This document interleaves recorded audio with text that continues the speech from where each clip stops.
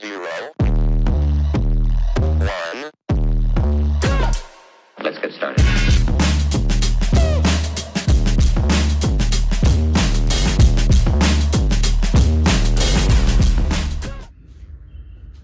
Hey there, welcome back to Jeep. Well, today we're going to be working on the Jeep.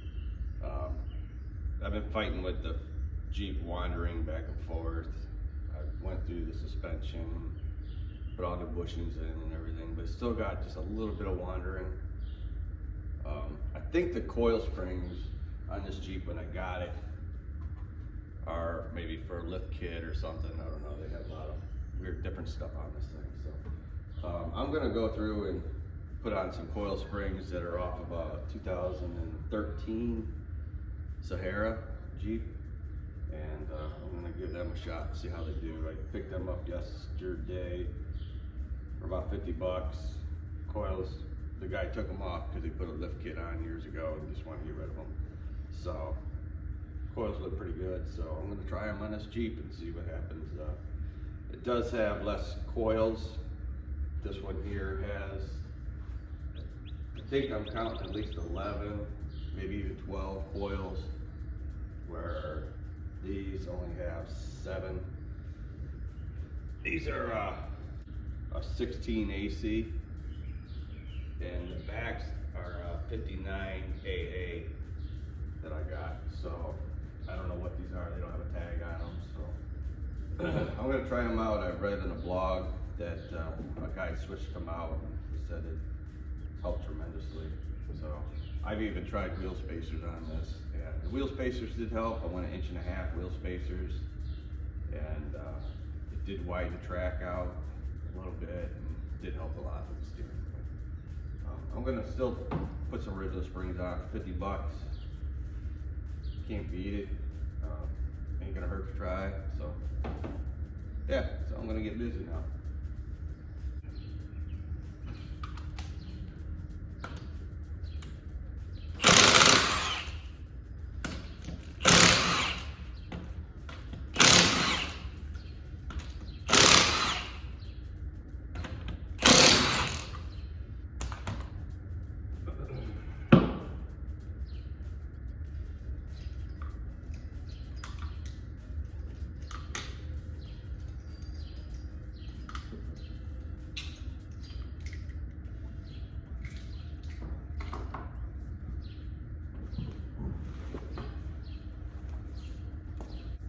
These are the rough country 1.5 inch wheel spacers that I put on right there.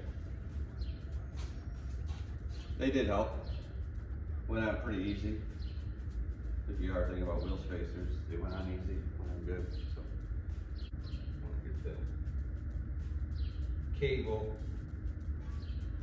the speed sensor out of the way, and give it some slack. Pull it out there and then we'll do a bit more.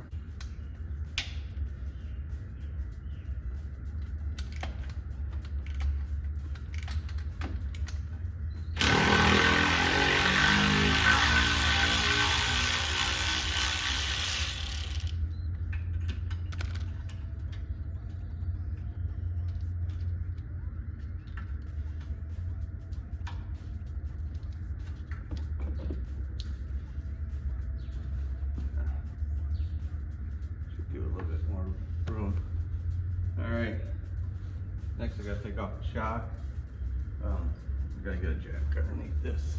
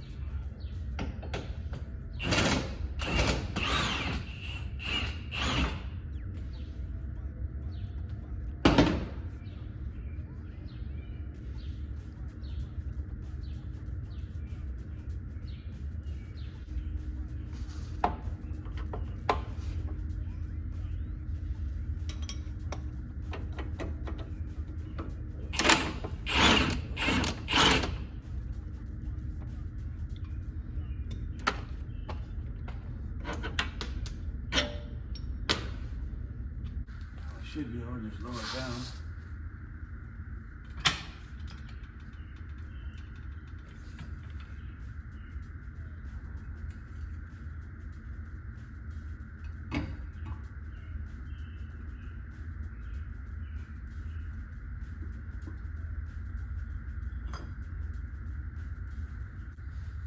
These coils are way too big.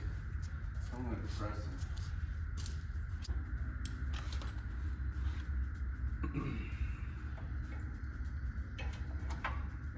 So, get that one right about there. Same on the other side.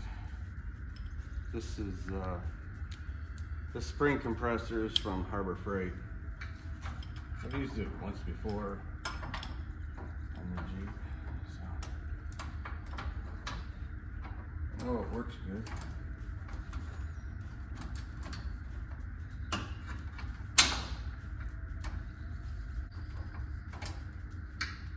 So basically all you're doing is put it in between there, slide your pins in, that locks this in.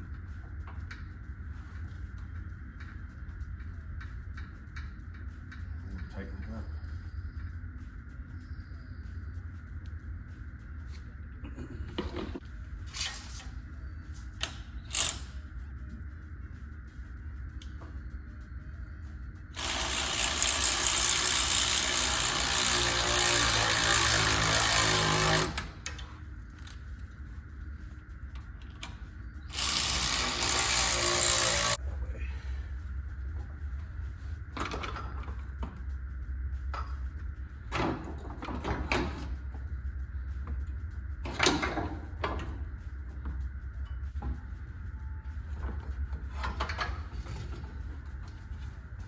Just like that. Normally, I don't think you should have to put the spring compression on, but since they're larger springs, I did. So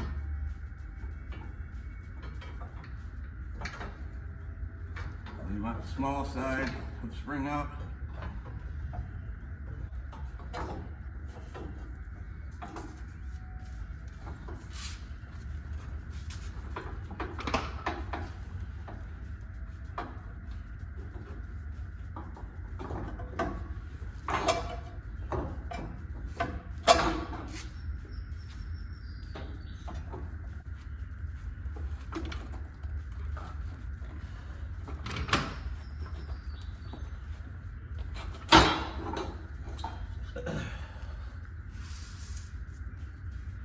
So,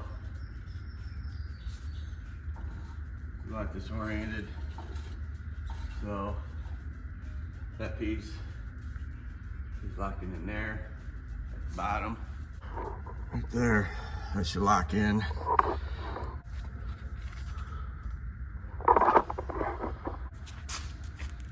Get this unloaded. Unloaded.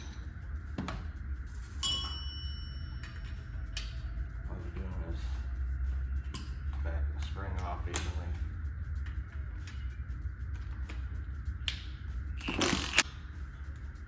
That's it. I went from that spring to that spring. So it should help a lot.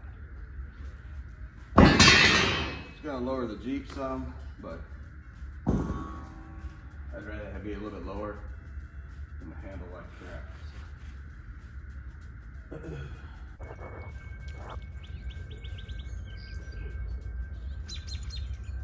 Pepper's burning off some energy.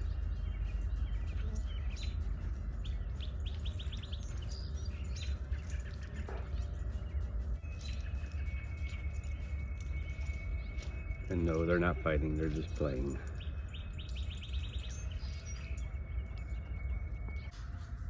Sorry, I had to let the puppers out to play for a minute. So now everything's gonna go back together. And just gonna go in reverse order. So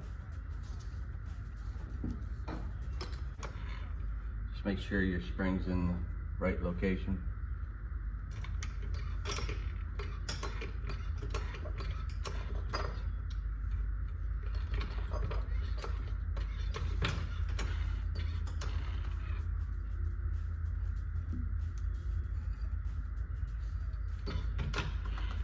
shock in place here.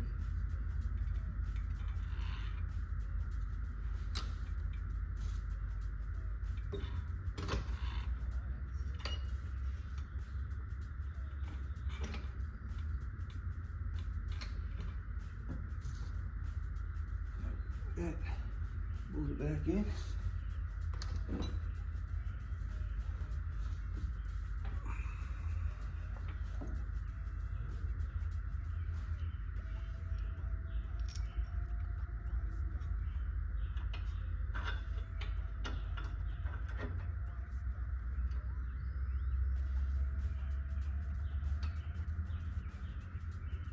I said, I hope this improves the ride a little bit. Should. Especially coming off a Sahara. Usually got the better suspension on them.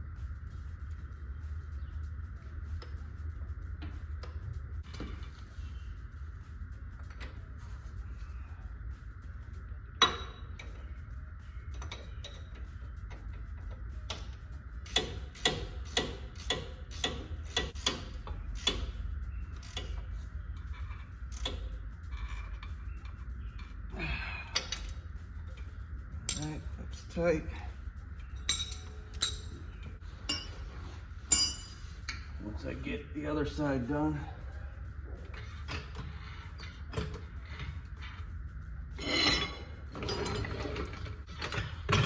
just so you know, I know I use that coil spring compressor. Just be very careful with it. It can be dangerous because you got a lot of preload on there, or a lot of load energy. So when you're doing it, try to keep it across from each other as much as possible. Go slow, and don't force the spring out or nothing. I mean, just kind of work it out.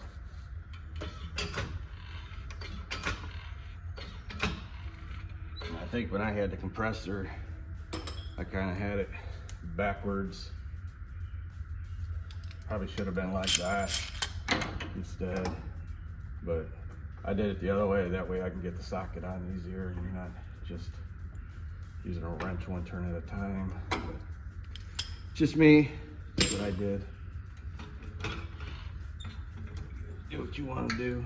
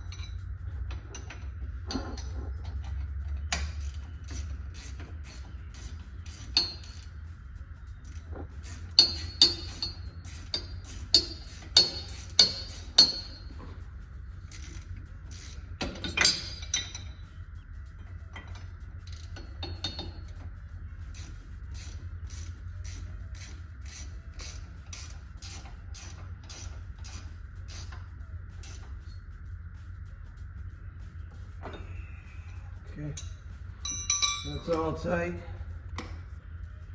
Just gotta go back through when I torque everything. Like I said, I'll do it once I, actually I'm gonna put some never seize on that screw there. Just in case never seize can be your friend. Especially on older cars. Everything gets crusty and rusty.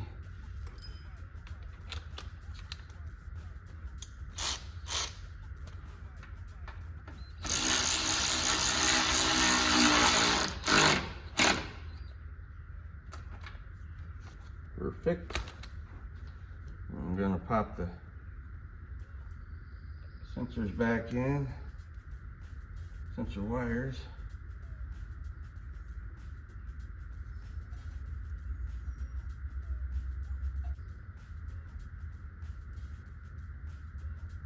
And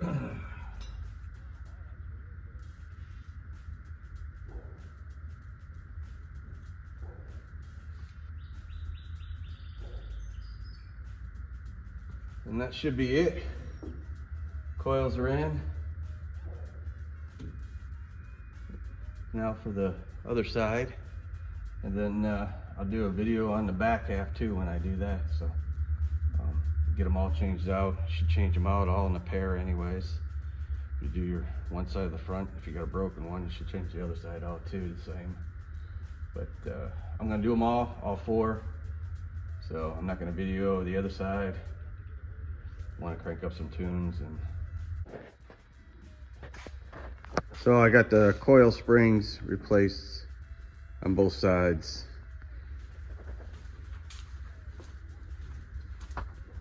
Putting the spring compressor on first before I unbolted, and I did have it jacked up a little bit. It did help because then it was less you had to crank down on the spring compressor. Then I was able to, as soon as I took the link off and the shocks off, I didn't really have to push down much, and it just popped out. So yeah, so that was like a helpful tip. And I did have the spring compressor the opposite. I had the nut up on top, so you'd have to ratchet it down, but like I said, I didn't have to really ratchet down much because of I already had some compression on it. So just if you're using that spring compressor, be careful. It could be dangerous. There's a lot of pressure on that. But yeah. So thanks for watching. We'll get busy on the back next, and there'll be another video for that. So be safe. Thanks for watching.